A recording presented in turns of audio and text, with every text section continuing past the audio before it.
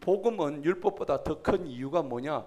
우리가 지킬 수 없는 이 율법 612가지의 율법을 어기더라도 봐준다는 얘기입니다.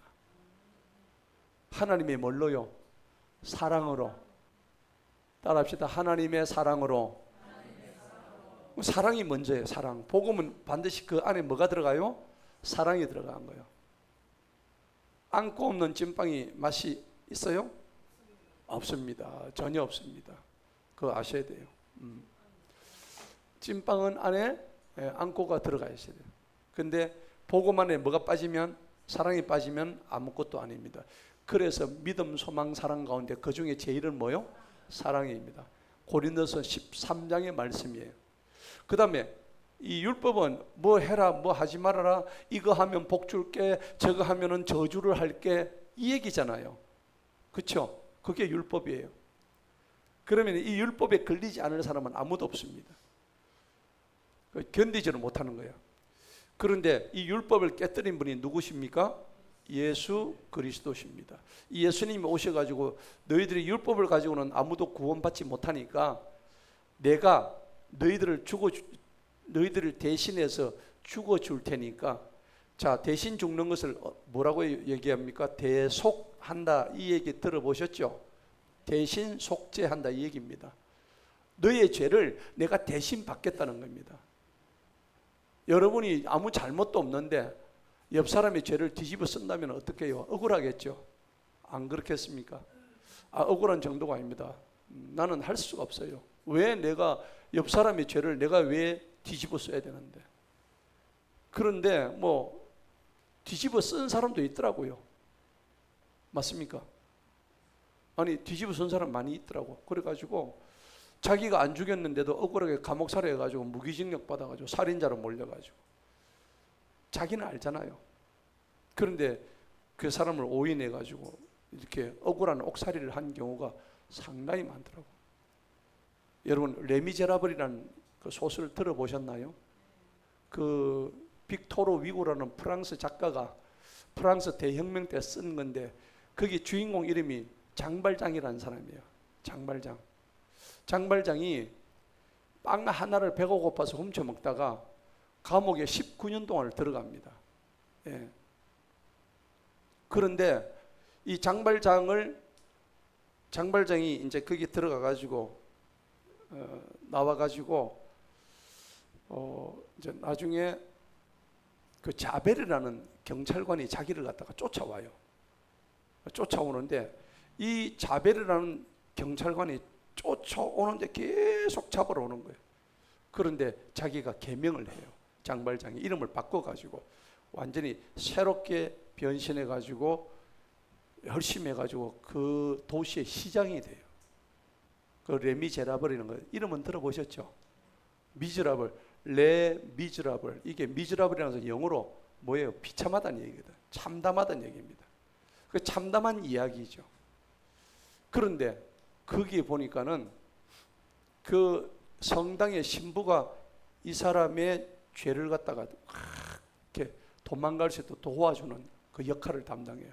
그래서 그 레미제라블이라는 그 소설에 보면 장발장은 사실은 우리와 같은 존재예요. 그런데 그 자베르라는 경찰관은 뭐를 갖다 들이대 가지고 이걸 잡아가려고 하죠? 법. 아까 얘기했던 율법. 율법을 다 들이대 가지고 그 장발장을 잡아 가지고 다시 감옥에 보내려고 하는 거예요. 예. 그런데 그 주교라던 이 사람이, 그 사람 이름은 기억이 안 나는데 하도 오래돼 가지고 그 주교가 이 장발장을 갖다가 풀어줍니다. 야, 너 도망가. 내가 너 대신 내가 싹 해줄게 하는 그런 장면이 나와요. 그래서 나중에 이제 뭐 스토리가 율법과 복음의 어떤 그런 상반된 아주 그런 전형적인 소설입니다. 아주 좋아요. 제가 이걸 드리는데 오늘 예수님이 대속의 은혜를 우리한테 주셨다. 그러니까 복음 안에는 사랑 없으면 안 되는 거예요. 그 다음에 사랑 말고 또 뭐가 있죠? 은혜가 들어가야 되는 거예요. 복음 안에 사랑과 은혜가 빠지면 그건 복음이 아닙니다. 왜 그럴까요? 아무리 봐도 이건 죄야. 죄를 지음에도 불구하고 하나님은 우리를 포기하셨어, 안 하셨어? 안 하시는 거예요. 내가 좀 죄 지었다고 포기한다면 그거는 율법을 갖다 들이댄 정죄에 불과한 거예요. 오늘 주인공 욥을 향해서 정죄의 칼날을 들이댄 사람이 누구라고? 빌닷이에요. 오늘 우리 읽었잖아요. 얘는 친구임에도 불구하고 야, 너는 네가 이렇게 벌을 받은 것은 네가 잘못했기 때문이야. 네가 하나님 앞에 죄를 지었어. 물론 그 말은 맞아요. 말은 맞지만은 욥이 죄를 지어서 지금 고통을 당하고 있는 게 아니거든요. 여러분, 모든 종교에는 고통에 따른 벌을 받는 것이 시나리오입니다. 여러분은 어떻게 생각하세요? 죄를 지으면 벌을 받아야 된다고 생각하세요? 안 받아야 된다고 생각하세요? 벌을 받아야죠. 그래서 그걸 우리가 인과응보라 그래요. 그렇죠? 인과응보. 네가 죄를 지었으니까 벌을 받는다. 그 러시아의 대문호 도스토옙스키가 죄와 벌이라는 유명한 소설을 지었잖아요. 거기 보면 같은 얘기예요. 이 죄가 항상 죄에는 뭐가 따르는다? 벌이 주어진다는 겁니다. 그럼 우리는 다 죄인이에요. 죄는 어떻게 생깁니까? 죄는 생기는 이유가 뭐죠? 죄는 하나님을 떠나는 게 죄입니다. 그렇죠? 도둑질하는 거, 남의 물건 이렇게 훔치는 거, 훔치는 것도 죄지만은 그거는 죄의 원인이 아닙니다. 죄의 결과로 나타나는 행동일 뿐입니다. 그런데 죄의 원인은 뭐냐니까 하나님이 계시면은 나하고 하나님과의 관계가 어떻게 해요? 이게 중간에서 탁 끊어져 버린 거예요. 이렇게 없어. 여러분, 그래서 요한복음 15장에 가면은 나는 뭐라 그래요? 나는 포도나무요, 너희는 뭐라고? 가지라 했잖아요. 네. 포도나무에 붙어 있는 가지가 누구라고? 나라고. 그래, 그 줄기가 누구세요? 하나님, 예수님이란 말이에요. 그러니까 예수님한테 이 나무가 이래 있으면 여기서 붙어 있어야 돼요. 근데 여기 어떻게 해요? 톡 떨어져 버렸다. 없어졌다. 그럼 얘는 떨어져서 땅에 떨어지는 거예요. 그러니까 수분을 공급 못 받으면 바로 말라버리죠. 이 마른 가지들은 주인이 모아서 어디로 보내요? 불 때는 아궁이에 보내는 거예요. 그렇죠?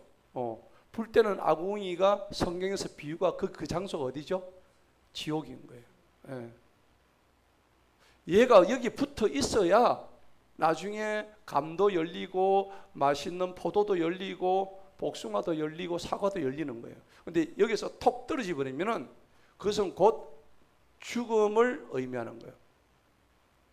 성경에서 죽음은 두 가지가 있어요. 육체적인 죽음과 영적인 죽음 두 가지가 있죠. 그럼 여러분은 이거 어떻게 보세요? 오늘도 전도하시다가 뛰들어오고 하셨는데 너무 하나님이 대사예요. 너무 감사해요. 근데 여러분이 그 전도를 통해서 복을 받아요. 근데 전도를 하다 보면 분명히 저 사람은 살아있는 것 같지만 실제 그 영은 하나님의 이 나무에서 떨어져 있어요. 붙어 있어요. 떨어져 있는 거예요. 하나님을 안 믿는 사람은 이게 지금 떨어져 있다는 얘기입니다. 떨어지면 아까 무슨 상태? 죽음의 상태. 그럼 영적으로 죽는다는 것은 하나님과의 관계가 완전히 단절된다는 거예요. 그러면은 하나님은 지금 살아있을 동안 우리한테 뭘 주셔요? 기회를 주시는 거예요. 우리한테 뭘 주신다? 기회를 주시는 거예요. 여러분, 굉장히 중요한 겁니다. 왜 우리 보고 하나님께서는 언제 죽을지 모르게 하셨을까? 여러분, 내일 죽을지 모레 죽을지 아시는 분 아무도 없죠? 왜 모르게 하셨을까요? 알면 그렇게 안 하거든요. 알면 그렇게 안 살아요. 근데 알아도 그렇게 사는 사람도 있을 것 같아. 너무 악독하니까. 그런데 잠언 27장 1절에 너희는 내일 일을 알지 못한다고 했는데, 근데 오늘이 마치 나의 마지막인 것처럼 산다 그러면 결코 헛되이 살지는 않죠. 만약에 내일 죽는다면 어떻게 살 거예요? 오늘 토토할 거예요. 안 하잖아요. 안 하잖아. 본인 입으로 안 한다잖아. 내일 하나님이 데려간다 그러면 그렇게 안 살거든. 그럼 우리는 오늘 저녁에 뭐 할까요? 무릎을 꿇고 하나님 내가 잘못했습니다. 내가 오늘 세상을 하직하는 날인데 하나님 내가 그동안에 너무 잘못해서 나를 용서해 주옵소서. 눈에 눈물을 펑펑 흘리고 여러분이 만약에 병원 가가지고 암에 걸려가지고 의사가 당신은 3개월밖에 못 산다고 얘기를 들었어요. 자기 마음에 뭐가 올까요? 충격이 오겠죠. 만약에 그런 사형 선고가 의사로부터 떨어진다, 어떨까요? 암 환자들이 죽는 이유, 빨리 죽는 이유가 뭐냐고 그러니까 암 그 자체로 빨리 죽는 게 아니래요. 암 선고를 받고 당신이 언제 죽을 것이다 하는 마음이 무너진 것 때문에 빨리 죽는데요. 아시겠죠? 그러니까 암 걸렸다가 마음 무너지지 마세요. 저는 암 걸렸을 때 죽든지 살든지 내가 알아서 하겠습니다. 하나님 데려가시든지 말든지. 그래서 하나님이 그래 네 내일 좀 더 하다가 살아라. 그렇게 하신 것 같아요. 모르겠어요. 제가 그렇게 하려고 한 것도 아니에요. 그냥 하나님이 저에게 그런 담대함을 주셨어요. 근데 만약에 내일 죽는다는 사인을 여러분들이 받을 때에 의사가 그런 얘기를 해도 그렇게 할 건데 만약에 하나님이 직접 여러분들 이 귀에다 대놓고 너 내일 내가 데려갈 거야 한다면 여러분들은 오늘 저녁에 진짜 오늘 미친 듯이 반성 안 하겠어요?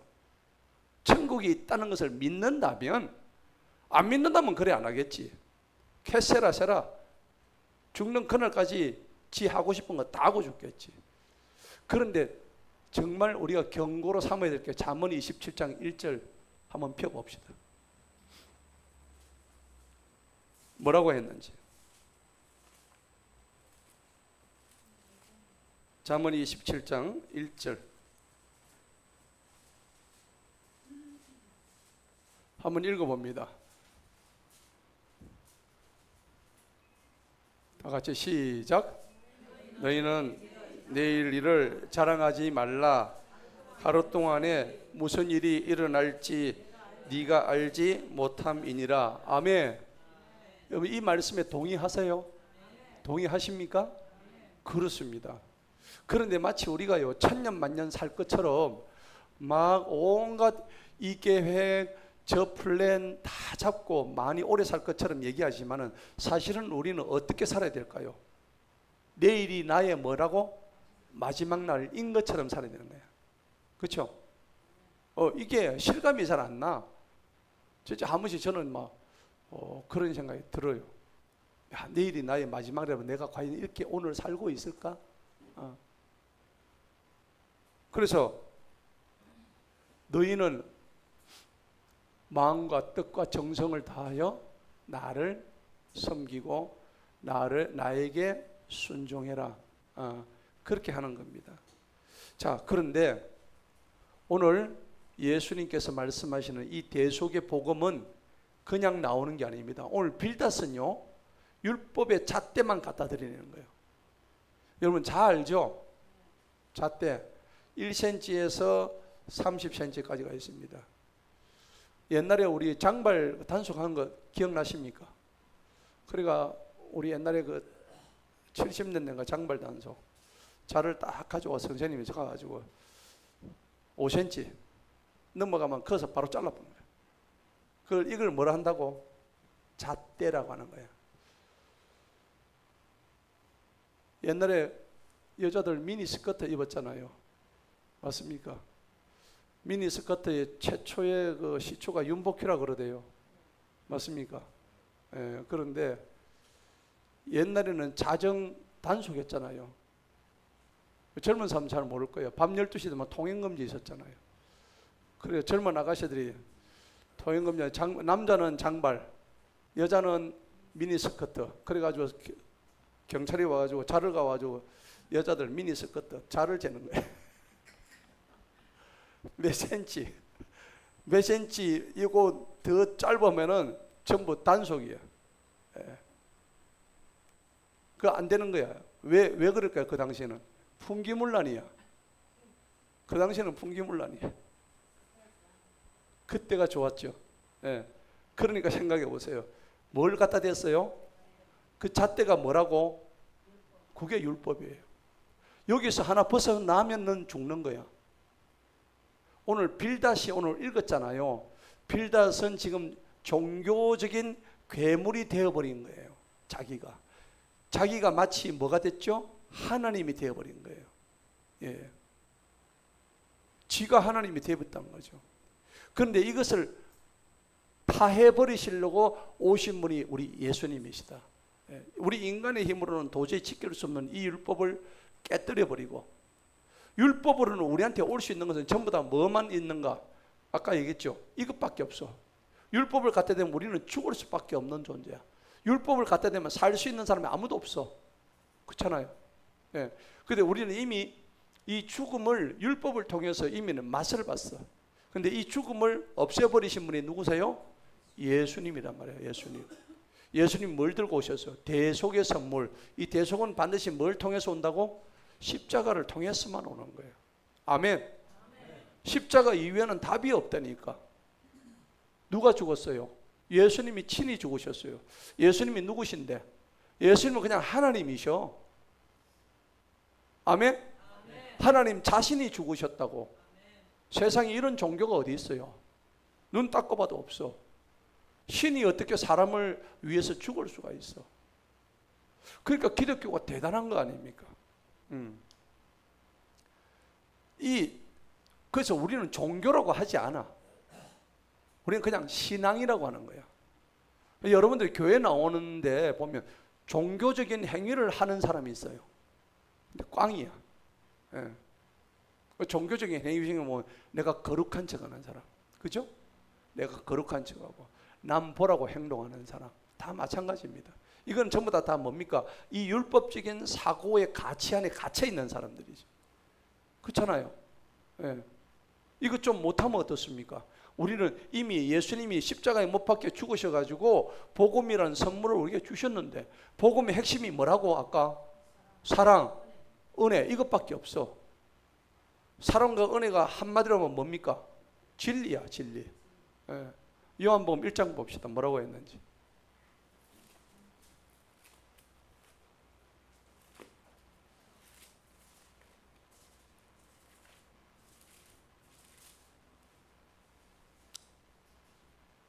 (14절입니다) 1장 14절 다 같이 한번 읽어봅니다. 시작.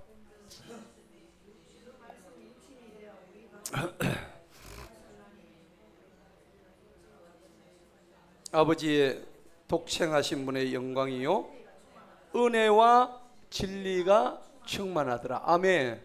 예. 아, 그렇구나. 말씀이 육신이 되었구나. 우리 가운데 거하셨구나. 그냥 우리 가운데 안 거하셔도 돼. 그냥 저 위에 계셨어도 돼. 맞죠? 하나님의 말씀이 그냥 우리 가운데 안 와도 될 거를 오셨다고. 뭐가 돼가지고? 육신이 돼가 오셨다고. 육신이 뭡니까? 찌르면 아야하고 배고프면 먹고 싶고, 그게 육신이야. 그게 바로 우리잖아요. 우리와 똑같은 육신을 일부러 입고 오신 분이 누구세요? 예수님이에요. 그 예수님의 본체가 뭐라고? 하나님이고, 그 하나님의 속성이 뭐냐? 오늘 1장 14절이에요. 은혜와 뭐가 충만하다고? 진리가 충만하다. 아, 하나님은 은혜와 진리구나. 은혜와 진리, 사랑, 은혜, 진리다. 이분이 내려오신 거예요. 그럼 제가 장황하게 오늘 욥기서 18장인데 이걸 왜 설명할까요? 지금 빌닷이 종교적인 괴물이 되어본 거예요. 우리 교회 안에서도 그렇죠. 남을 함부로 정죄한다든지 안 됩니다. 예? 우리 다 연약한 존재예요. 그렇죠? 예. 그러면은 신학을 공부 많이 하면 어떻게 될까요? 머리가 커지는 거야. 머리가 커지게 되면 어떻게 돼요? 오늘 빌닷이 신학자야. 그러니까 율법만 잔뜩 들어가가지고 정죄하는 거예요. 맞죠? 남을 정죄하게 되면 어떻게 해요? 너 그거 잘못이야. 너 이렇게 하면 안 돼. 그럼 생각해 보십시다. 예수님께서 이 바리새인들이 간음한 여자를 이제 나왔을 때에 이 간음한 여자들의 그 당시 율법에 의하면 어떻게 죽여요? 돌을 들어 짱돌을 들어가지고 돌로 쳐 죽이는 게 그 당시 율법입니다. 돌 안 맞을 사람이 있어요? 다 돌 맞아 죽어야 돼요. 우리 남자고 여자고 다 돌 맞아 죽어야 돼요. 왜? 마음으로 간음해도 그게 간음이요 안 간음이요? 다 간음이잖아. 맞아요? 그러니까 어찌 보면 신약은 구약보다 굉장히 관대하다 생각하는데 율법은요 마음의 간음보다도 어떻게 해요? 실제로 드러난 행동으로 저희를 쳐주게 되는 거야. 그 법이 무서워요. 신약법에서 마음으로 여자를 보고 음욕을 품으면 뭐 했다고? 간음은 어느 쪽이 더 엄격해? 사실은 신약이 더 엄격한 거야. 맞죠? 네. 더 따져보면 신약이 더 엄격해. 그렇기 때문에 이 율법이라는 잣대를 갖다 딱 들이대면은 사람이 전부 다 막 정지하는 거야. 너 그랬지, 너 그랬지. 우리 목사님들도 설교 보면 이제 두 가지 파트가 있어요. 막 위에 강단에 서가지고 막 권사님 그랬지, 집사님 그랬잖아. 만약에 그렇게 하는 그렇게 하시는 목사님들이 있어요. 예. 율법적인 정죄의 잣대를 갖다 드리고요. 그러면 지는 안 그러냐? 지는 더 해. 그러면 똑같은 거예요. 지난해나 똑같은 거야. 그런데 말씀을 가지고 말씀의 건의를 갖다가 섞어가지고 그것을 막 때리는 거예요. 저도 옛날에 많이 그랬어요. 초창기 때. 못 모르고 막 성도님들 막 정지하고 그랬어요. 그렇게 하다가 집에 들어오면 마누라한테 억수로 닦이고 많이 뜯겼어요. 당신은 똑바르냐고. 맞죠? 그러니까요. 그러니까 사모들이 반목회 한다니까. 사모들이 똑똑해야 남자가 목회를 잘해요. 예, 그죠? 그래서 내가 많이 뜯기고 난 뒤부터 근데 그게 또 습관이 되니까 계속 또 나도 모르게 그래 되더라고. 근데 목사의 자리에 있으면 또 그래 보입니다. 희한하게. 이 빌닷도 똑같아요. 얘 신학을 하는 아 같은데 얘는 욥을 볼 때 모든 걸 성경 말씀을 갖다 들이대면서 막 하는 거예요. 그런데 오늘 제가 장황하게 율법과 복음의 차이를 설명하면서 사랑과 은혜가 다 빠진 거야. 빌닷은. 맞죠? 이 진리 표면적으로 드러난 이 진리만 갖다 드리니까 이 진리가 욥한테는 뭐가 돼요? 무기가 되고 칼이 되어버린 거야. 이 진리를. 그죠? 이래서는 안 된다는 얘기입니다.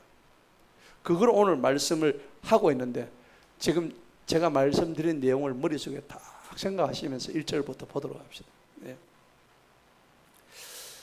그때에 수아 사람 빌닷이 대답하여 말하기를 너희가 말들을 건드리면 얼마나 더 있어야 하겠느냐. 한계를 정하라. 그 후에야 우리가 말하리라. 지금 욥하고 세 친구들 서로 이제 공방전이 벌어졌죠. 네가 잘했니 내가 잘했니 막 서로 이제. 근데 빌닷이 보니까 야 이거 뭐 너무 말들이 많구나. 이제 내가 좀 얘기 좀 해야 되겠다. 이 말입니다. 어찌하여 네가 보기에는 우리가 짐승들로 간주되며 미천하게 여겨지느냐. 예. 어째서 욥 네 눈에는 우리 세 친구가 전부 다 짐승들로 간주되는 짐승들로 본 적이 있어요 없어요? 없죠. 없는데 지금 그 자기 생각이에요. 자기 생각에는 우리 자기들을 짐승들로 간주하고 미천하게 여겨요. 그게 아니란 말이죠. 자, 4절을 읽어볼까요? 시작. 그는 자기 분노로 스스로를 찢는도다. 너를 위하여 땅이 버림을 받겠느냐? 반석이 그 자리에서 옮겨지겠느냐? 자, 욥 네가 지금 뭘 잘했다고 분노하고 있느냐? 왜 네 스스로 찢고 난리냐? 네가 그런다고 해가지고 땅이 버림을 받느냐?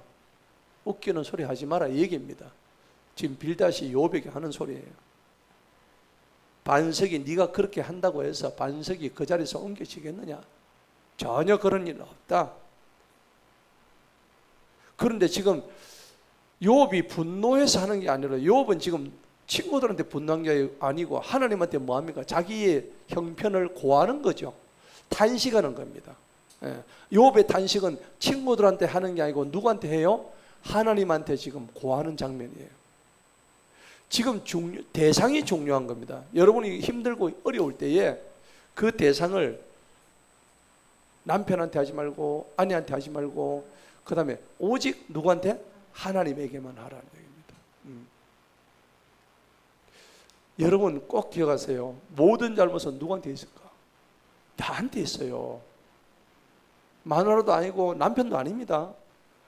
돌아보세요. 저 사람이 나한테 그래가지고 아닙니다. 전부 자기한테 잘못했어요. 그걸 전부 다 사람들이 잊어버리고 망각하고 그 다음에 그것을 기억을 못해요. 왜냐하면 자기가 누구의 자리면 하나님의 자리에 있기 때문에. 하나님 자리에. 이걸 우리가 뭐냐 그러니까 교만하기 때문에. 교만하기 때문에 생긴 일인 겁니다. 우리는 남을 정죄할 자격도 없고 그 다음에 남에게 손가락질할 이유도 없어요. 그러기 전에 누구를 먼저 봐야 돼? 내 자신을 먼저 봐야 되는 거예요. 예. 따라합시다. 내 자신을 먼저 봅시다. 내 자신을 먼저 봅시다. 먼저 봐야 되는 거예요. 욥의 탄식은 오직 하나님께만 향했다는 것입니다. 5절을 읽어볼까요? 시작. 참으로 사악한 자들의 빛은 꺼지고 그의 불꽃은 빛나지 아니하리니. 아멘. 맞습니다. 이 말은 맞아요. 사악한 자들의 빛은 꺼지는 거예요. 근데 오늘 제가 제목을 뭐라고 했습니까? 빛의 신학이 사람을 살린대요. 여러분 빌닷은 신학자로 하지만 얘는 빛의 신학이 아니에요. 그러면 여러분 빛 보세요. 빛. 나는 세상의 빛과 뭐라고? 소금이라 하셨잖아요. 예수님이 하신 말씀이죠. 예수님은 그러면 뭐라고요? 한마디로 하면 빛이신 분입니다. 예. 빛으로 오신 분입니다. 아멘. 예수님은 빛이세요. 그럼 빛이 왜 중요할까요? 빛의 기능이 세 가지가 있어요. 첫째는 뭡니까? 어둠을 없애버리죠. 여러분 마음속에 어둠 있나요? 없나요? 여러분 속에 어둠이 너무 많아. 남한테 말할 수 없는 상처들이 막 점철되어 있어요. 그러면 그 상처를 없애기 위해서는 주사를 맞아야 돼요? 의사를 만나야 돼요? 아니에요. 그 마음속에 깜깜한 그 어둠은 뭐가 들어오는 순간 어둠이 사라져? 빛이 들어오면 사는. 그 빛이 누구세요? 이 빛이 바로 예수 그리스도라고. 말씀이라고. 말씀. 아멘. 여러분들은 빛 대신 예수님을 따라가야 되는 거예요. 여러분의 인생은 오직 그분만 따라가야 되는 거예요. 시편 119편 105절 봅시다. 잘하는 말씀이잖아요. 그래도 눈으로 확인합시다. 시편 119편 105절.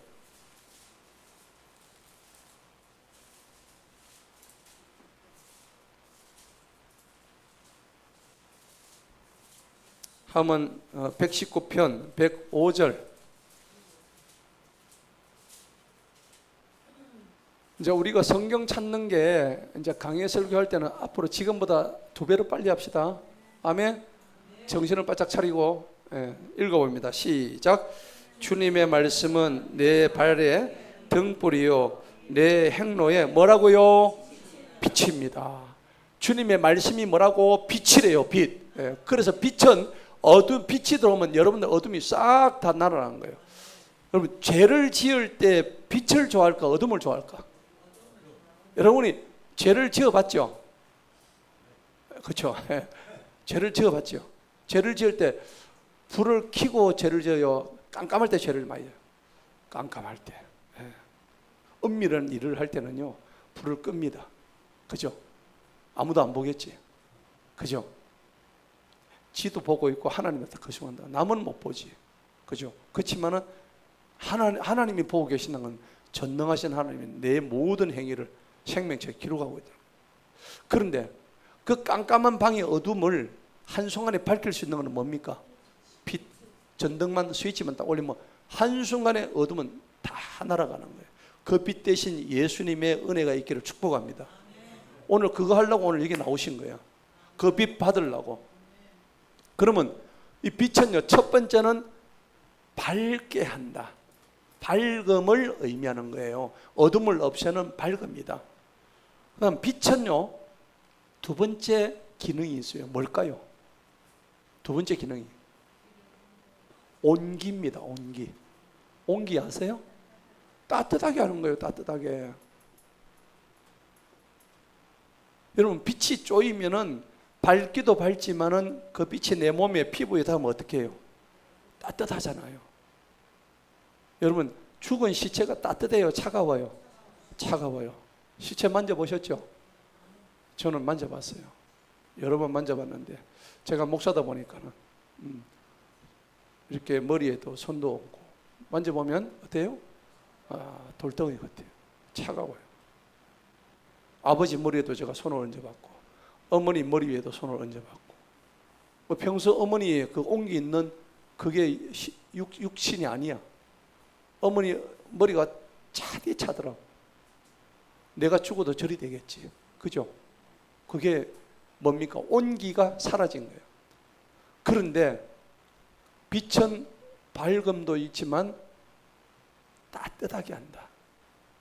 그러면은 밝고 따뜻한 이게 우리가 빛의 모든 최종적인 결론이 뭘까요? 세 번째 기능은 생명입니다. 생명. 아멘? 빛은 생명이다. 어둠은 사망이다. 그렇죠?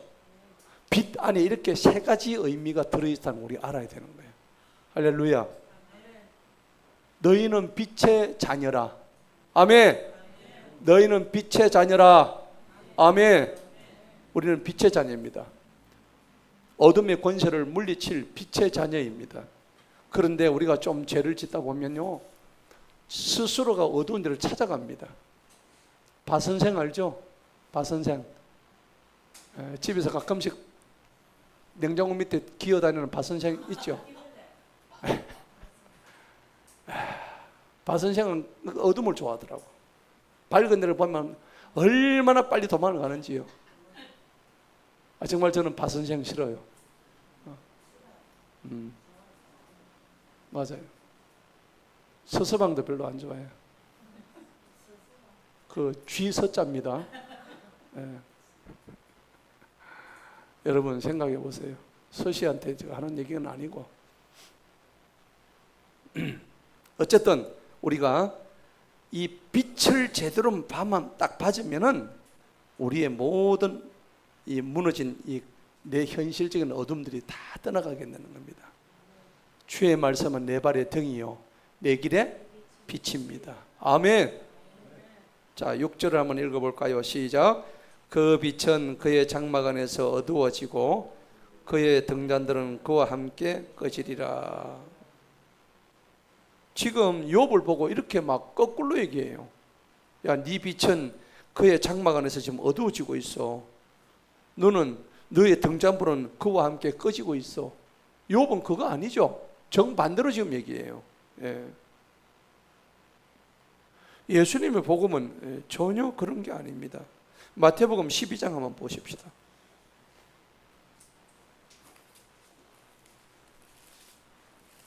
20절.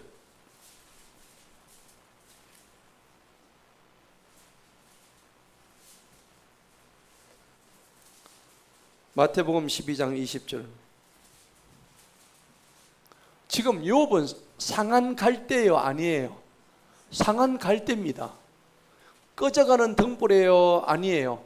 꺼져가는 등불이에요. 아무것도 없어요. 맞죠? 자, 그런데 예수님은 꺼져가고 상한 갈대를 어떻게 하신다고? 다시 살리신다고. 뭘로요? 여기서 말했던 빛으로. 그렇죠?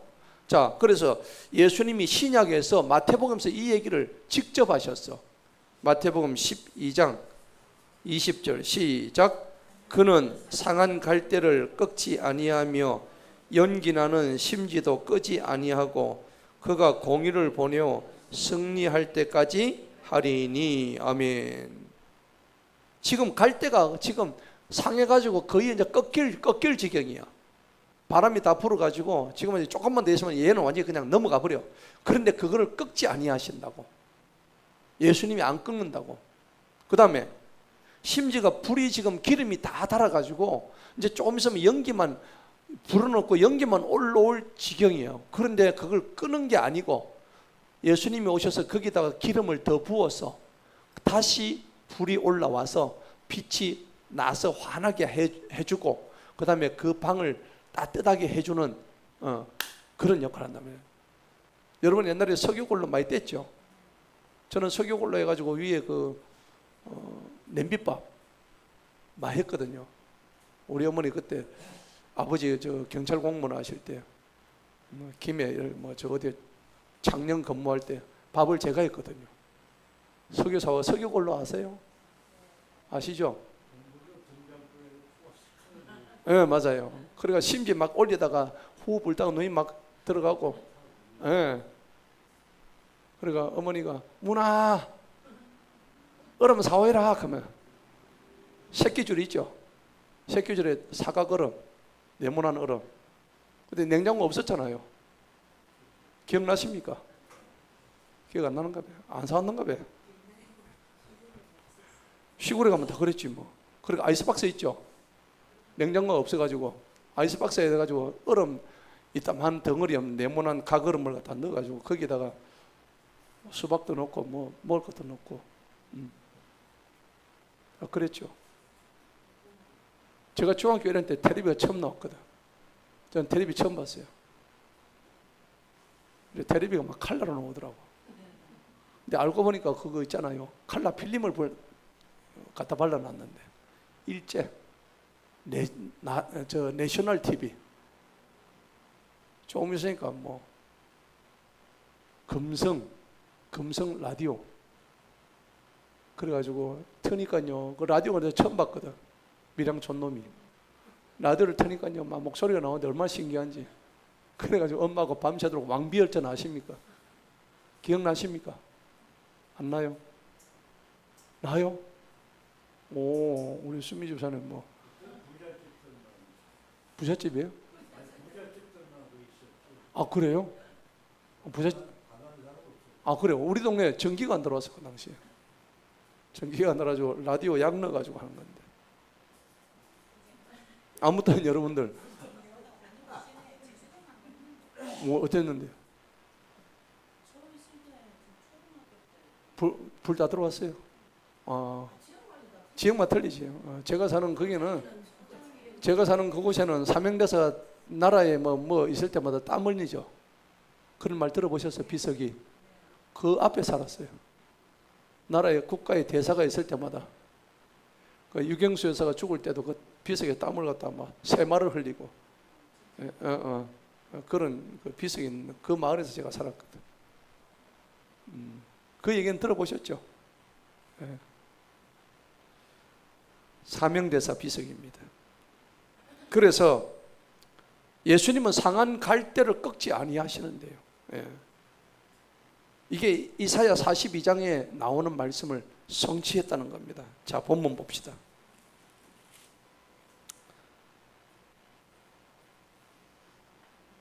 예수님의 복음은 바로 그런 거예요.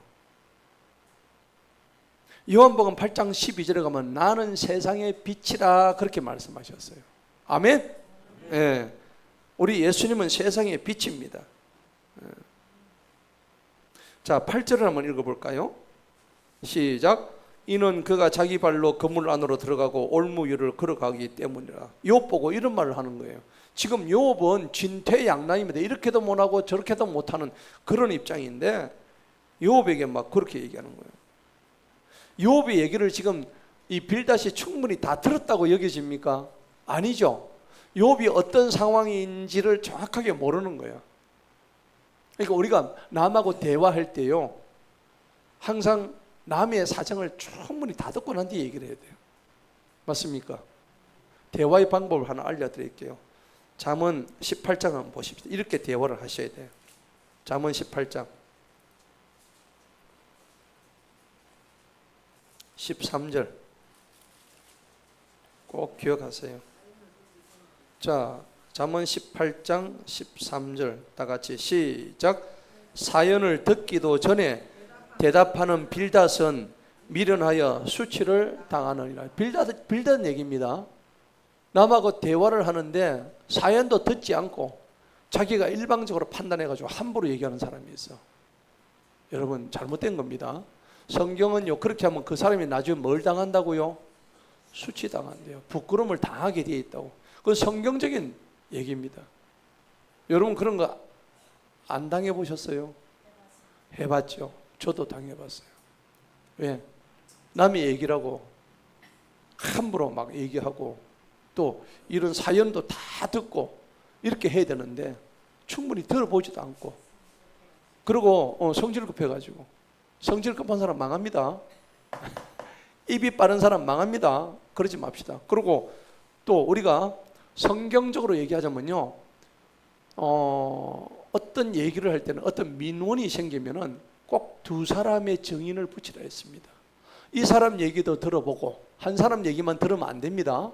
그 다음에 저 사람 얘기도 들어보고 양쪽의 얘기를 다 들어보고 난 다음에 판단해라. 그게 성경의 가르침입니다. 아시겠죠? 예. 그러니까 한쪽 말만 듣고 절대 함부로 판단하지 마시기 바랍니다. 자, 그러니까 진퇴양난에 있는 욥의 상황을 이해하지 못하고요, 9절 읽어봅시다. 이렇게 얘기를 해요. 시작. 덫이 그의 발꿈치를 걸 것이요 강도가 그를 쳐서 이기리라. 이게 할 얘기 아니죠, 욥한테. 그죠? 욥은 지금 죽을 지경인데. 예. 10절 시작. 올무가 그를 노려 땅에 놓여 있고 길에는 그를 위한 함정이 있도다 주여. 그죠? 11절 시작. 두렵게 하는 것들이 사방에서 그를 무섭게 하며 그의 발을 몰아내리라. 12절. 그의 힘은 굶주림으로 쇠약하여 지고 멸망이 그의 곁에서 기다리다가 13절. 분명히 그의 피부의 힘을 삼키리니 곧 죽음의 처음 난 것이 그의 힘을 삼키리라. 아멘. 자, 피부의 힘. 지금 피부는 악창이 와 있습니다. 욥은 맞죠? 예. 사단이 막 피부를 쳐가지고 피부가 막 진물이 나고 악창이 와가지고 피부에 막 악성 종기가 온 상태예요. 지금 피부의 힘을 다 삼켜버렸단 말이에요. 근데 그게 죽음에 처음 난 것이 그의 힘을 삼킨다고 이렇게 막 저주하는 말들을 막 이렇게 퍼붓는 거죠.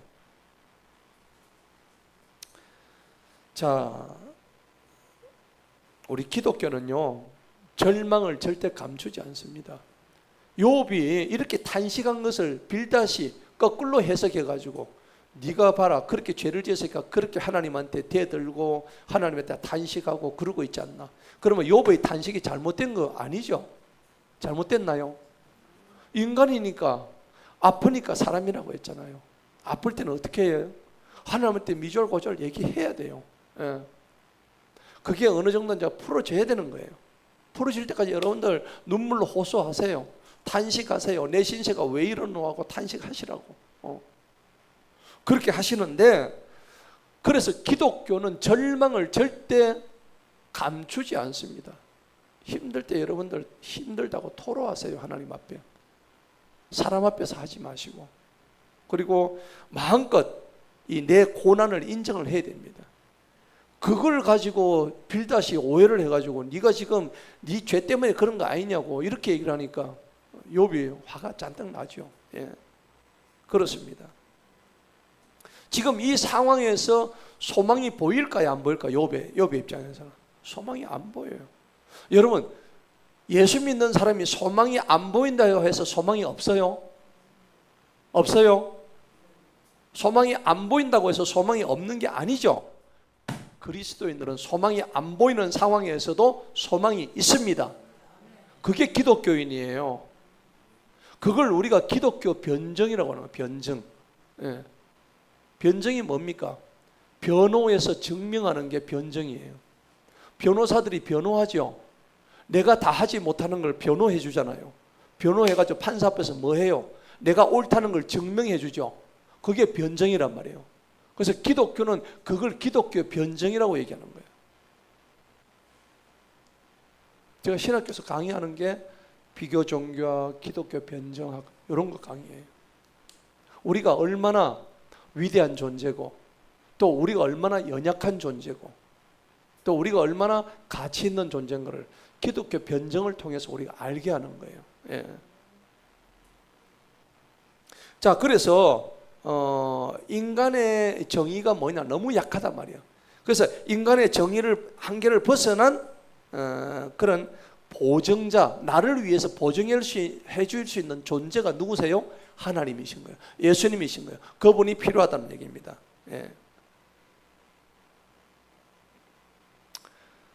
그런데 오늘 빌닷은요, 자기 그 바리새인들의 교리를 갖다 놓으니까 신학이 아까 뭐가 된지죠? 무기가 되고 욥을 정죄하는 칼이 돼버린 거예요. 안 되는 거죠. 대신에 예수님은 어떻게 했습니까? 예수님은 우리의 죄를 가지고 막 정죄했습니까? 아니죠. 예수님은 자기 제자들을 불러가지고 대야에다가 물을 떠놓고 뭐 했습니까? 발을 씻겨주는 거야. 그 위대하신 분이 자기 발을 씻겨주니까 어떻게 해요? 황송했죠. 우리도 세족식 한번 할까요? 네? 옆 사람의 발을 씻겨주고 남편의 발을, 아내의 발을 씻겨주면서 그 예수님의 마음을 우리가 가져야 되는 거예요. 그래서 기독교의 죽음이라는 것은 기독교의 이제 그 신앙행위라는 것은 종교행위에서 신앙행위로 다시 돌아가야 된다는 겁니다. 저와 여러분이 이때까지 종교생활을 했다면은 반성하십시다. 진짜로 반성해야 돼요. 하나님을 제대로 만나지 못하면은 그냥 거룩한 척하는 종교행위밖에 되지 않습니다.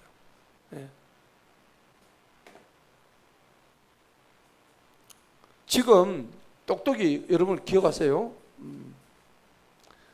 욥은 생존의 언어를 쓰고 있어요. 생존의 언어. 욥은 자기가 지금 살고자 하는 몸부림이죠. 생존의 언어를 쓰는데 이 빌닷은 생존의 언어가 아닙니다. 그냥 이 사람은 논쟁거리로 여기는 거야. 논쟁의 소음으로 여기는 거예요. 지금 차이가 이렇게 많이 나는 겁니다. 욥은 뭐라고요? 지가 살아나려고 하는 생존의 언어를 쓰고 있다고요. 하나님 나 좀 살려주세요. 몸부림치고 있다고 지금. 근데 욥은 지가 그런 고통을 하나도 안 당했죠. 욥처럼 그런 고통은 하나도 당하지 않고 욥의 사연도 들어보지도 않고 남의 얘기를 충분히 들어보지도 않고 자기가 가지고 있는 이 율법을 가지고 자기가 뭐가 돼버려요? 종교적인 괴물이 돼버린 거예요. 그래가지고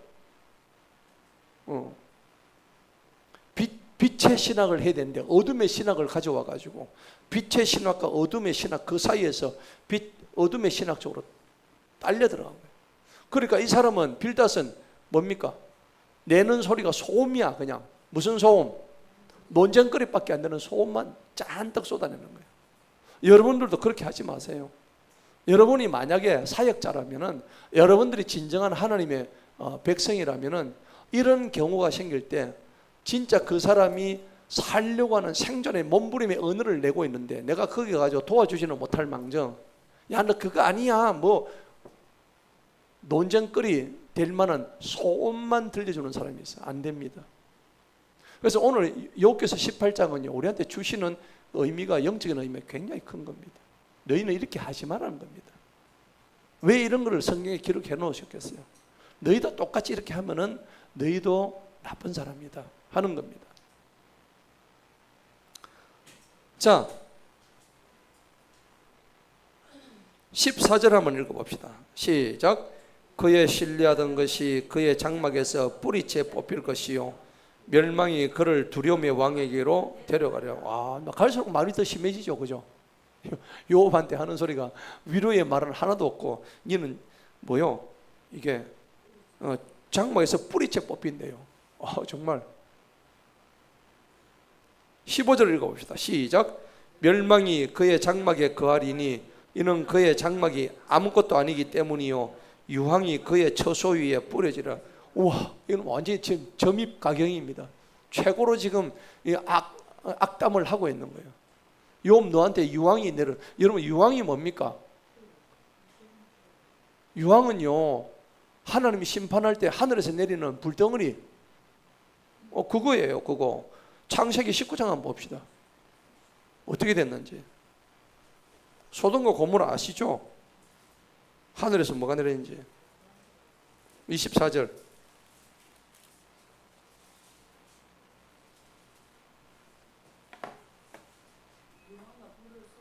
자, 24절 다 같이 한번 읽어봅니다. 시작. 그때에 주님께서 곧 하늘에서 주님으로부터 유황과 불을 소돔과 고모라 위에 비같이 내리셔서 25절 그 성들과 온 평원과 성들의 모든 거주민과 땅 위에 자란 것을 뒤엎어서 멸하셨더라. 아멘. 여러분들 유황과 불을 어디서부터 온다고? 주님으로부터 내려온대요. 예. 그러니까 한 도시를 멸망시키는데 뭐가 들어가요? 불이 있는데 그 불 속에 뭐가 포함되어 있죠? 유황입니다. 유황. 영어로 설프라고 그래요. 설프. 이 설프 성분이 어디에 들어가냐면 원래 폭탄. 폭탄 아시죠? 폭탄 안에 전부 다 유황이 다 들어가거든요. 유황 냄새 맡아보셨어요? 어떻습니까? 매캐하죠. 유황 냄새 맡아보려면 여러분 일본의 베포 온천 가시면 돼요. 베포 온천 가면은 산 꼭대기에 이렇게 되어 있어요. 보통 우리 높잖아. 근데 여기는 이렇게 되어 있어. 여기에 뭐가 올라옵니까? 여기 뭐죠? 수증기가 막 올라와요. 밑에는 뭐가 있죠? 유황이 들어있어요. 여기서 그래서 유황산입니다. 나중에 이게 원래 이게 분화해가지고 폭발했던 산이에요. 근데 여기는 항상 유황이 밑에 끓고 있어가지고 요 올라가면은 매캐한 냄새가 나요. 뜨거워요. 그렇죠. 기능성 식품이 좋은 것도 있어요. 근데 하나님이 심판하실 때는 유황으로 하늘에서 내려가지고. 근데 유황이 아까 성분이 뭐라고요? 폭탄 안에 유황이 다 들어갑니다. 무서운 거죠. 다 태워버린 겁니다. 박살내버린 겁니다. 그러니까 이 유황이 요업한테 내린다고 이렇게 지금 극단적인 얘기를 하고 있는 게 잘못된 거죠. 예. 말이 아니죠. 예. 그러니까 타인의 고난을요 이렇게 말하는 이유가 뭘까요, 여러분들? 이렇게 말하는 심리가 있습니다. 잘난 척. 잘난 척. 왜 그러냐면 이렇게 말하는 사람들의 이 정신 심리학적인 측면을 보자면 그 사람을 정죄함으로써 나는 그걸 하지 않는다고 하는 심리적인 안정성을 얻기 위해서 이런 말을 한대요. 니 봐라, 니는 그래 했지. 나는 안 하잖아 봐. 그러니까 상대방의 힘듦과 고난을 통해서 자기는 거기서 희열을 느끼는 거예요. 나는 이렇게 안전해. 좋은 거예요? 안 좋죠. 그러니까 사람은 그렇게 이 정신 심리학에서 보자면 사람은 그렇게 자기 방어 기제를 다 가지고 있는 거예요. 안 그런 척하면서 사실은 그런 마음들을 가지고 있다는 거죠. 여러분 그거 보니까 사촌이 땅을 살면 어떻게 해요? 배 아프다. 배가 아프죠. 똑같은 심리죠. 그러면 안 되는데 그런다고. 근데 그게 인간의 마음이래요. 우리가 겉으로는 막 그래 하지만은 실제로는 시기하고 질투하고 그죠? 그게 인간의 마음인 거예요. 그 못된 저거죠. 근데 예수님은 시기하고 질투하는 우리를 위해서 어떻게 했죠? 십자가에 못 박겠다고. 너희는 나를 따르라. 너희는 나를 본받는 자가 되어라 그랬잖아요. 그럼 아까 얘기했던 우리 속에 있는 남을 중상하고 모략하고 시기하고 질투하고 거짓말하고 온갖 악을 저지르는 이런 걸 어떻게 돼요? 다 물리쳐야 되는 거예요. 예수님을 따라가려면 너희가 내 제자가 되라 했으면 그대로 삶을 살아가야 되는 거예요. 설령 그런 마음이 든다 할지라도 그럴 때 우리가 어떻게 돼요? 주님을 바라보고 주님 제가 잘못했습니다. 그리고 즉시 뭐 해야 되죠? 회개해야 되는 거예요. 그렇죠? 회개하면서 그런 마음을 드는 것까지는 어떻게 내가 제어할 수 없어. 사람인지라. 그렇죠? 들지만은 그것을 성령으로 억누를 수 있는 권능을 주셨다고. 저와 여러분 속에는 누가 계셔요? 성령님이 계시잖아요. 아멘? 악령이 계세요? 악령이 있으면 안 되죠. 내 속에 성령이 있다. 아멘. 따라서 내 속에 성령 계신다. 그렇죠. 성령님이 그런데 악령한테 막 눌리가지고 숨을 못 쉬어가지고 내가 잠시 나가 있을게. 너는 악령의 놀이터가 되어라.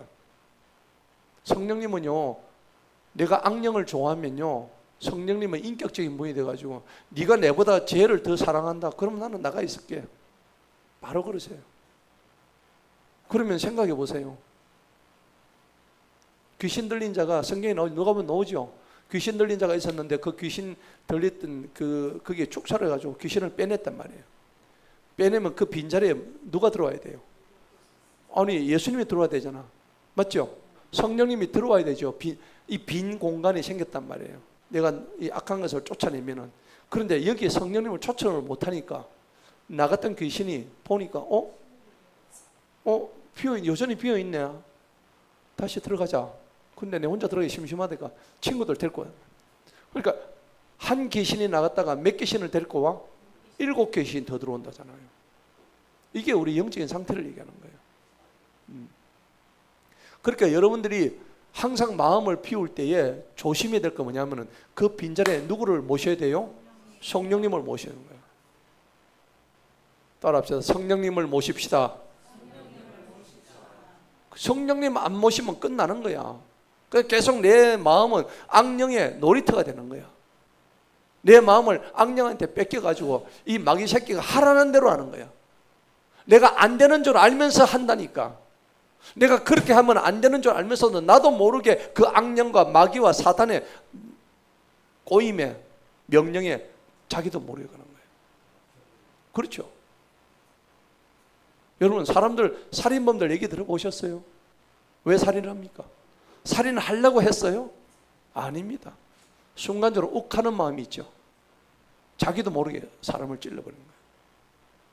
그 살인범들 면회 가서 얘기 들어보면 항상 그래요.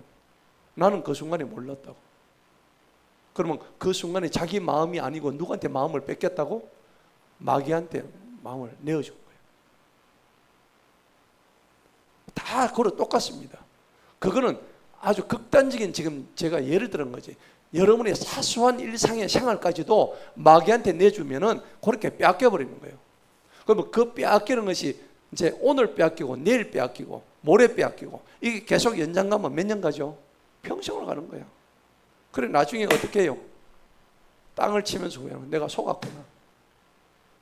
급기야 나중에 정신 차려보니까 다 늙어 빠지고 이제는 힘도 없고 아무것도 할 수 없는 나이가 되는 거예요. 너무나 중요한 얘기예요. 우리가 지금이라도 정신 차리지 않으면은 오늘이 나의 마지막 때가 될 수 있다고. 우리가 지금 죽으면요, 누구 심판대 뺐어요? 하나님 심판대 뺐을 거 아닙니까? 그럼 그때 우리가 무슨 말을 할 거예요? 할 얘기가 없는 거예요. 너는 나를 위해서 이 땅에서 뭐하고 내려왔느냐? 그 땅에서 네 뭐하고 왔느냐? 내가 토토하고 왔다. 아니면 나 뭐 하나님 하지 말라는 거 왔다. 그거 아니에요. 남 속이고 왔다. 사기치다 왔다. 아니죠. 나는 어떻게든 하나님을 내 주인으로 모셔보려고 애쓰다가 왔습니다. 이렇게라도 와야죠. 아멘. 어떻게 하든지 내가 마귀하고 같이 놀아볼 기라고 거기에 꽁짝이 돼가지고 중독이 돼가지고 안 되죠. 여러분, 중독은 뭔지 아세요? 중독은 하나님보다 더 하나님 이외의 다른 것을 계속 따라가는 게 중독입니다.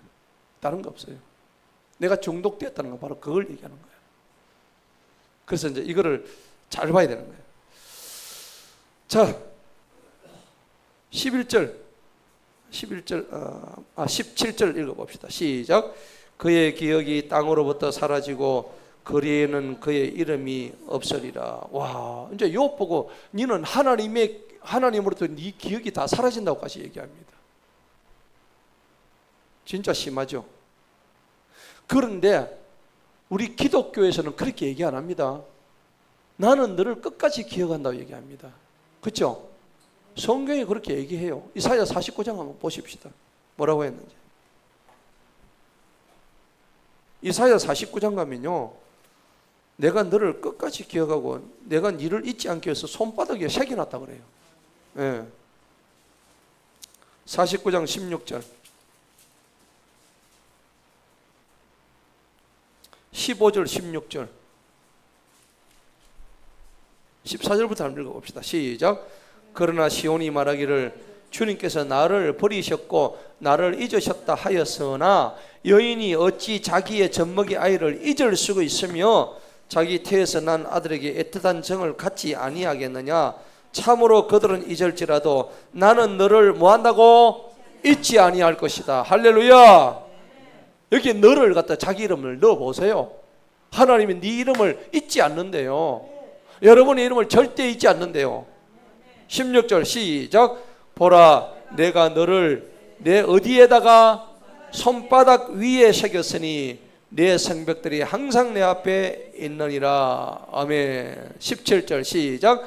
내 자녀들은 속히 돌아오고 내 파괴자들과 너를 항폐하게 하여 자들은 내게서 떠나가리라. 아멘. 오늘 주님이요 직접 이렇게 말씀하세요. 주님이 나를 어디에 새겼다고? 누구 손바닥? 주님의 손바닥 안에 내 이름을 다 적어놨대요. 이것만큼 좋은 거 어디 있나요? 믿으십니까? 믿으면 아멘. 아멘. 여러분 중요한 거예요. 여러분의 이름이 누구 손바닥 안에 있다? 예수님 손바닥 안에 있다. 근데 오늘 빌다선 거꾸로 해요. 네 기억은 땅으로부터 사라지고 거리에는 네 이름도 없다고. 18절 읽어봅시다. 시작. 그가 빛으로부터 어둠 속으로 내몰리며 세상에서 쫓겨날 건다. 이 또 거짓말하고 있죠. 빌다. 와, 아까 제가 뭐랬어요? 얘는 무슨 괴물? 종교적인 괴물입니다. 빌다선요. 이제 이 말이 이해가 되죠? 신학 잘못 빼놓으면 이렇게 괴물이 생기는 거예요. 맞죠? 얘는 신학을 거꾸로 해버렸어요. 진짜 신학은요 사랑과 은혜와 진리입니다. 아멘. 빌다처럼 이렇게 율법 갖다 대고 정죄하고 그러지 않습니다. 예. 자 18절 다시 한번 읽어봅니다. 시작. 그가 빛으로부터 어둠 속으로 내몰리며 세상에서 쫓겨난다. 아닙니다. 안 쫓겨납니다. 반대입니다. 요한계시록 3장 한번 봅시다. 뭐라고 했는지. 안 쫓겨난다고 되어 있다고. 3장 5절.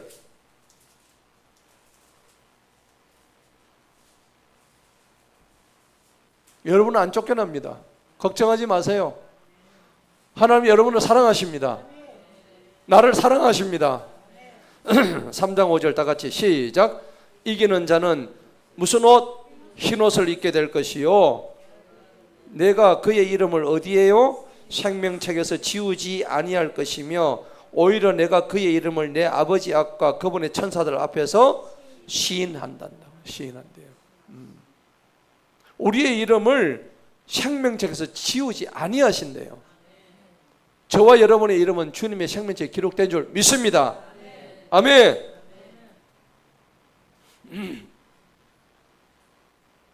자 본문 갑시다. 19절 읽어봅시다. 시작. 그가 자기 백성 가운데 아들도 없고 손자도 없으리니 그의 거처에는 남은 자가 아무도 없을 것이요. 와 지금 염장지르죠. 애들 10명 다 죽어버렸죠. 그걸 지금 이렇게 악담을 하고 있다니까. 예. 10자녀 지금 완전히 몰사당했는데 그 피극의 주인공이 지금 욥인데 그 욥을 아들도 없고 아들이 없는데 뭐 손자가 뭐 있을 리가 있나. 그죠? 그 다음에 남은 자가 아무도 없지 뭐. 예. 자 꺼져가는 심지를 살려야 되는데 계속 지금 꺼져가는 욥의 심지를 지금 죽이는 말을 하고 있다니까. 예. 욥을 악인으로 지금 계속 몰고 있는 장면 보시죠. 그리고 이런 장면 보면 여러분들 예수님하고 오버랩이 안 돼요? 욥이 지금 의인임에도 불구하고 악인으로 지금 몰려가는 장면 보면 예수님과도 똑같아요. 예수님도 그렇게 몰려가셨죠. 예수님도 악인으로 지금 몰린 거예요. 이사야 53장 봅시다. 어떻게 몰렸는지 봅시다.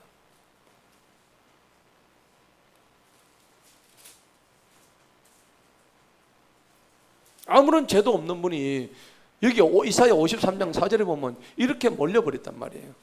다 같이 한번 읽어봅니다. 시작. 그는 참으로 우리의 질고를 지고 우리의 슬픔을 짊어졌거늘 우리는 생각하기를 그는 형벌을 받아 하나님께 매를 맞아 고난을 당하는도다 하였도다. 아, 주여. 우리의 질고를 지고 우리의 슬픔을 대신 짊어졌어요. 그런데 우리는 뭐라고 생각합니까? 아, 그가 죄가 많아가지고 예수가 죄가 많아서 지금 저렇게 십자가에 매달렸다. 이래 생각하는 거예요. 빌닷이 욥을 생각하는 건 똑같은 거예요. 맞죠? 예. 그래서 오늘 욥이라는 사람은 누구를 상징한다고? 예수님을 상징하는 거예요. 이런 장면들이 우리가 보고 그냥 넘어가면 안 돼요. 욥이라는 인물은 성경에서 예수님을 상징하는 인물이다. 예. 곳곳에서 우리가 그런 걸 볼 수가 있는 거예요. 그러니까 공감 능력이라고는 빌닷한테는 있어요, 없어요? 우리는 복음은요, 공감해줘야 되는 겁니다. 맞죠? 저 사람의 형편이 이러면은, 야, 그거 봐, 네가 예수 똑바로 하면 그 꼬라지지. 우리 그렇게 하는 경우 있죠? 예수 똑바로 하면 되니까. 그런데 그 사람의 형편을 헤아려주고 살펴주고, 아까 뭐예요?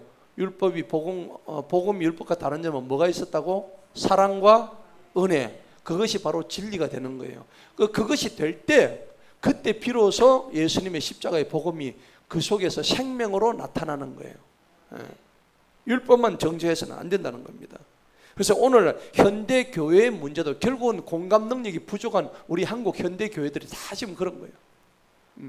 계속 교회들이 정죄만 하고 있고 그런 건 아니죠. 그래서 자 마지막 20절 읽어봅시다. 시작. 앞에 간 자들이 무서워했던 같이 그의 뒤에 오는 자들도 그의 날을 보고 놀라리라. 21절 시작. 참으로 사악한 자들의 거처들이 이러하며 하나님을 알지 못하는 자의 거처도 이러하니라. 와, 완전히 이제 사악한 자로 몰고 갑니다. 그죠? 전혀 안 그런데. 자, 오늘 말씀의 결론을 맺읍시다. 지금 불이 꺼져가는 심지한테 필요한 게 뭡니까? 필요한 것은 기름을 갖다 붓는 거 아니에요? 맞죠? 지금 죽어가는 불씨를 살리는 것은 기름을 갖다 붓는 거예요. 그래야 그 기름을 다시 공급받아서 불을 활활 피우는 거예요. 예. 비난하는 게 아닙니다. 꾸짖는 게 아니에요. 불씨를 살리고 그 다음에 케어해야 되는 거예요. 자, 오늘 말씀의 결론은 뭘까요? 악인의 길은, 지금 오늘 이 얘기는 성경적으로 보면 맞아요. 근데 이 말씀을 욥한테 적용해야 돼요? 안 해야 돼요? 안 해야 된다는 겁니다. 근데 왜 이렇게 장황하게 해놨을까요? 너희도 이 말씀을 가지고 너희도 빌닷처럼 그렇게 하지 말란 얘기입니다. 아멘? 그걸 지금 교훈 주기 위해서 여기다 장황하게 써놓은 거예요. 예. 우리는 지금 여기 사실은 욥 같은 사람 별로 없고 전부 다 빌닷이고 엘리바스고, 맞죠? 또 누구였죠? 소발같이 다 그런 사람이에요. 형태만 다를 뿐이지 나는 엘리바스의 삶을 살았고 소발 같은 삶을 살았고, 오늘 여기 있는 빌닷처럼 내가 행동하고 있지 않는가. 오늘 기도할 때 그거 한번 진짜 반성해 보십시다. 예. 고난받는 사람의 꺼져가는 등불은 뭘로 살려야 된다? 예수님의 복음으로 살려야 된다. 할렐루야. 여러분의 지금 어려움, 여러분의 고통 누가 제일 많이 아셔요? 하나님이 제일 많이 아셔요. 그러니까 그 주님을 바라볼 때, 주님 내 형편 어려운 거 아시지요? 날 위로해 주세요. 그러면 고린도서 1장에 보면 전부 다 위로가 쫙 나와 있어. 모든 것이 위로하십니다. 오늘 그래서 여러분을 위로하심 받고, 그 다음에 빌닷과 같이 그런 어리석은 논쟁의 주인공이 되지 마시고 오직 하나님을 향한 진정한 사랑과 은혜의 주인공이 되기를 주님 이름으로 축복합니다. 이 시간에 기도합시다.